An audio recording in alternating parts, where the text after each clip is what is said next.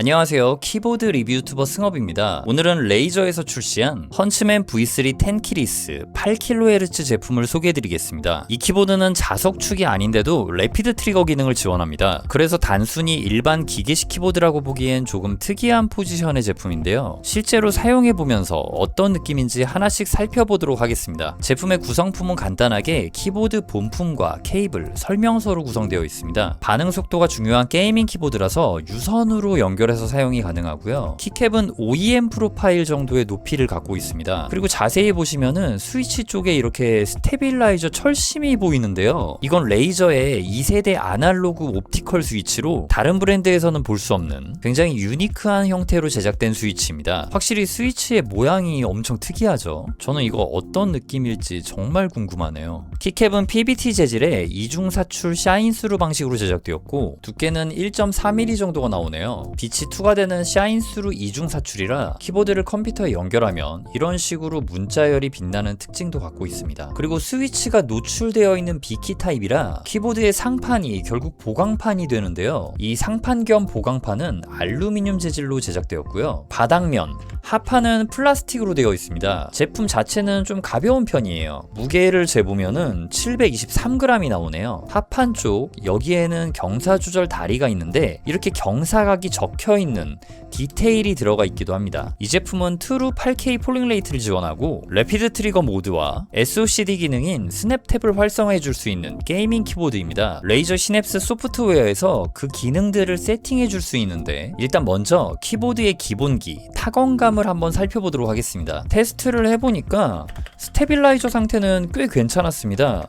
뭔가 좀 특이하게 약간 맛있게 사각거리는 키감이 이 스페이스바에서 나오고요. 깊은 스트로크와 포각거리는 맛이 생각보다 괜찮다는 느낌이 드네요. 자, 그럼 이제 타건 소리 바로 들려드릴게요.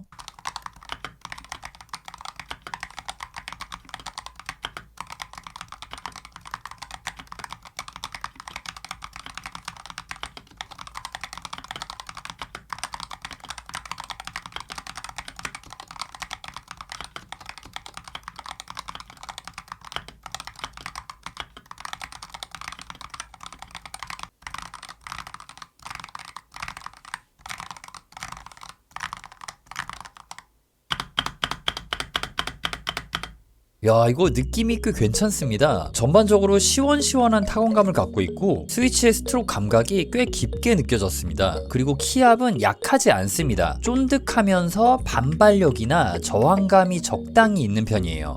일반적인 압력을 기준으로 잡았을 때 확실히 키압이 있는 쪽이다라고 할 수 있겠습니다. 그리고 전체적인 타건 사운드는 좀 토각토각거리는 그런 느낌인데 실제 촉각으로 스위치 안쪽에 있는 사각사각거림도 추가로 느낄 수가 있고요. 지금까지는 타건해보지 못했던 꽉 차 있으면서도 시원하게 치고 나가는 듯한 느낌의 유니크한 타건 감각을 느낄 수 있었습니다. 꽤 신선한 느낌이네요, 이 스위치가. 그러니까 결론적으로 이게 매력이 있다고 할 수가 있겠습니다. 자, 이제는 레이저 시냅스 소프트웨어를 살펴보도록 하겠습니다. 윈도우락이나 Alt-탭, Alt-F4 같은 게임에 방해될 수 있는 키들을 비활성화해줄 수 있는 게이밍 모드도 켜줄 수 있고 오른쪽에 폴링 레이트 변경, 그리고 아래에는 데드 존을 전환해줄 수가 있네요. 초기 세팅 값은 중간이었습니다. 거기다가 아날로그 옵티컬 스위치의 입력 감지 기능을 활용한 게임패드 설정을 해줄 수가 있네요. 여기 있는 거를 이렇게 바인딩 해보면요, 이렇게 게임패드, 아날로그 스틱 만지듯이 조종을 해줄 수가 있는데요.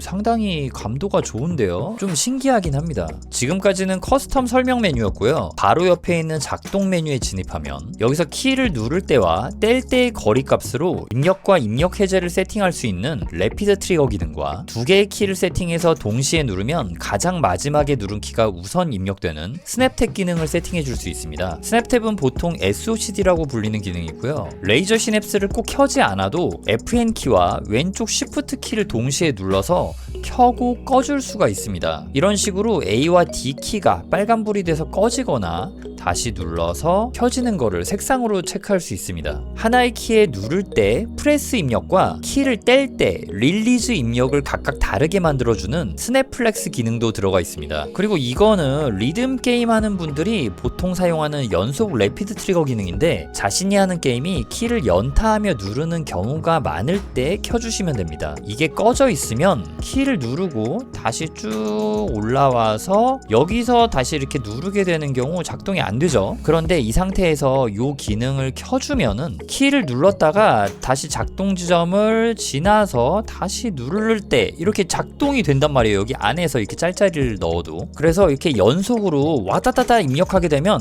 다 떼지도 않았는데 입력을 하게 되는 경우가 생기잖아요. 이런 식으로.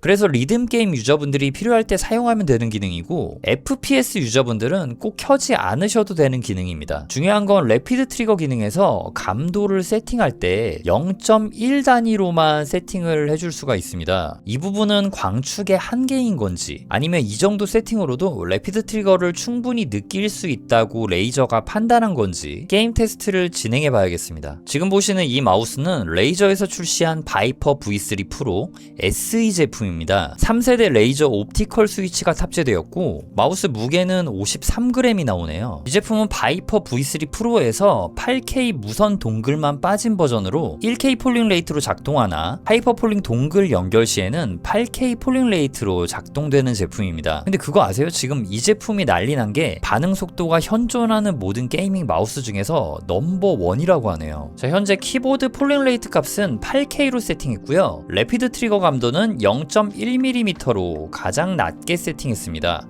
데드존은 반응형으로 선택, 입력 지점, 액추에이션 포인트는 0.8mm로 나왔습니다.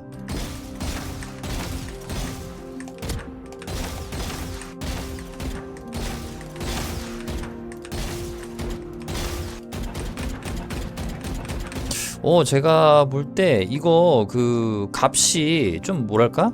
약간 좀 촘촘하게 할 수가 없었잖아요.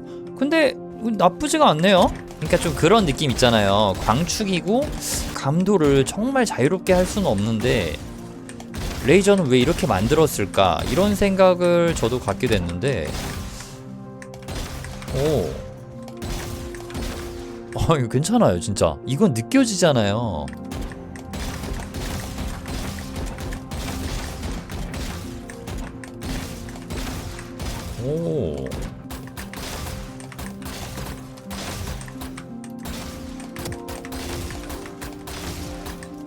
자, 지금 스냅탭도 켰습니다. 요거는 이렇게 여러가지 선택이 가능한데 저는 마지막 입력으로 했고요. 자, 지금 이렇게 D를 누르고 있는 채로 A를 눌렀다 뗄게요.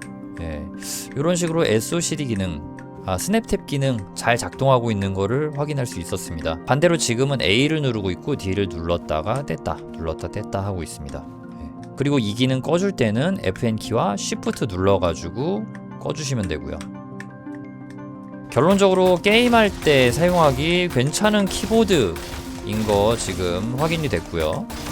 전반적으로 이 제품을 평가해 볼 때 모든 면에서 꽤 괜찮은 성능과 기본기를 보여준다고 할 수 있겠습니다. 저는 이 제품 선택할 만한 메리트가 있다고 생각이 되네요. 자, 그리고 지금 보시는 이 게이밍 장비들이 전부 레이저 제품이거든요. 마우스패드는 레이저 코리아 기간투스 V2 프로인데 이게 여러가지 타입이 있거든요. 저는 브레이킹 계열인 맥스 컨트롤로 선택을 했습니다. 이건 시그니처 컬러가 보라색이에요. 레이저가 원래 슬라이딩 계열의 패드만 있었는데 이건 딱 마우스가 날아가지 않게 잡아주는 게 참 좋네요. 지금 보시는 제품들 전부 제가 고정 댓글과 영상 설명란에 구매 링크 넣어두도록 하겠습니다. 자, 오늘 영상은 여기서 마무리 짓도록 할게요. 제 리뷰가 여러분들의 구매 결정에 조금이라도 도움이 되었으면 좋겠습니다. 지금까지 영상 시청해주셔서 감사드리고요. 저는 키보드 리뷰 유튜버 승업이었습니다.